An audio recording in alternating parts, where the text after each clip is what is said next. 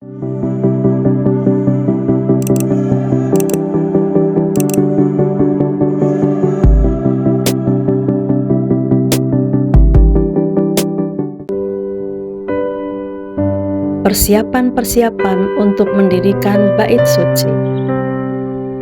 Salomo memerintahkan untuk mendirikan suatu rumah bagi nama Tuhan dan suatu istana kerajaan bagi dirinya sendiri. Dan Salomo mengerahkan 70.000 kuli, 80.000 tukang pahat di pegunungan, dan 3.600 mandur untuk mengawasi mereka itu. Lalu Salomo mengutus orang kepada Huram, raja negeri Tirus dengan pesan, "Perbuatlah terhadap aku seperti yang kau perbuat terhadap ayahku Daud ketika engkau mengirim kayu aras kepadanya, sehingga ia dapat mendirikan baginya suatu istana untuk tinggal di situ.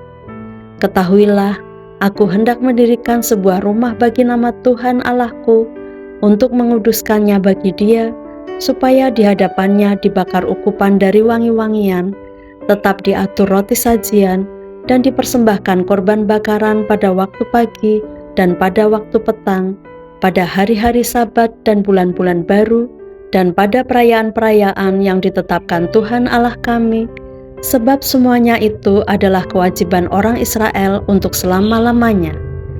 Dan rumah yang hendak kudirikan itu harus besar, sebab Allah kami lebih besar dari segala Allah.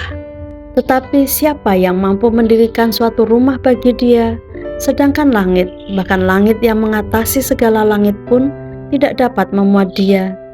Dan siapakah aku ini, sehingga aku hendak mendirikan suatu rumah bagi Dia, kecuali sebagai tempat untuk membakar korban di hadapannya? Maka sekarang kirimlah kepadaku seorang yang ahli mengerjakan emas, perak, tembaga, besi, kain ungu muda, kain kirmisi, kain ungu tua, dan yang juga pandai membuat ukiran untuk membantu para ahli yang ada padaku di Yehuda dan Yerusalem yang telah ditunjuk ayahku Daud. Kirim juga kepadaku kayu aras, sanobar, dan cendana dari gunung Libanon, sebab aku tahu bahwa hamba-hambamu pandai menebang pohon dari Libanon. Dalam pada itu, hamba-hambaku akan membantu hamba-hambamu untuk menyediakan bagiku sejumlah besar kayu, sebab rumah yang hendak kudirikan itu harus besar dan mentakjubkan. Dan untuk tukang-tukang yang menebang pohon, kuberikan gandum 20.000 kor, jelai 20.000 kor, anggur 20.000 bat, dan minyak 20.000 bat, sebagai bahan makanan bagi hamba-hambamu itu."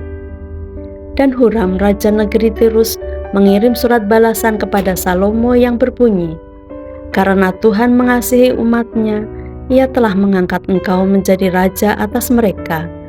Lalu Huram melanjutkan, "Terpujilah Tuhan Allah orang Israel yang menjadikan langit dan bumi, karena Ia telah memberikan kepada Raja Daud seorang anak yang bijaksana, penuh akal budi dan pengertian, yang akan mendirikan suatu rumah bagi Tuhan dan suatu istana kerajaan bagi dirinya sendiri.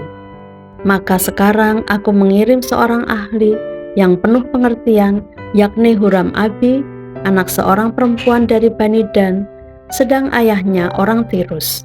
Ia pandai mengerjakan emas, perak, tembaga, besi, batu, kayu, kain ungu muda, kain ungu tua, lenan halus, dan kain kirmisi, dan juga pandai membuat segala jenis ukiran dan segala jenis rancangan yang ditugaskan kepadanya, dengan dibantu oleh ahli-ahlimu dan oleh ahli-ahli ayahmu, tuanku Daud.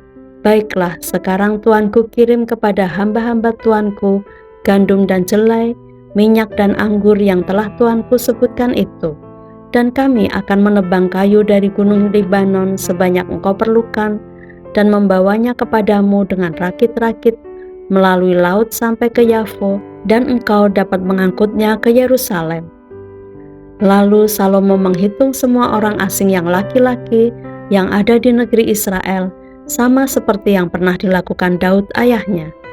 Maka terdapatlah 153.600 orang, dan dari antara mereka 70.000 orang dijadikannya kuli, 80.000 orang tukang pahat di pegunungan, dan 3.600 orang mandur yang harus menyuruh orang-orang itu bekerja.